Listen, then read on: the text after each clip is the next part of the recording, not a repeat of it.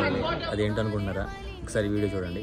Definitely possibility ఉంటే నేను మనం మీట్ అవుతాను, మనం మీట్ అవుదాం. డెఫినెట్లీ ఒకసారి కలుస్తాను కూడా నేను, పాసిబిలిటీ ఉంటే. రాత్రి ఎలా ఏమైతే అనుకున్నానో అది మార్నింగ్ వెంటనే అనుకున్నా జరిగింది. మనం ఫ్లోరా గారిని పాసిబిలిటీ ఉంటే హెల్మెట్ అయిపోయారు కాబట్టి ఫ్లోరా గారిని పాసిబిలిటీ ఉంటే మార్నింగ్ నేను మీట్ అవుతాను ఫ్లోరా గారు అని నేను రాత్రి చెప్పాను. అది మీ బ్లెస్సింగ్స్ వల్ల అండ్ మీ సపోర్ట్ వల్ల మార్నింగ్కి నిజమైంది.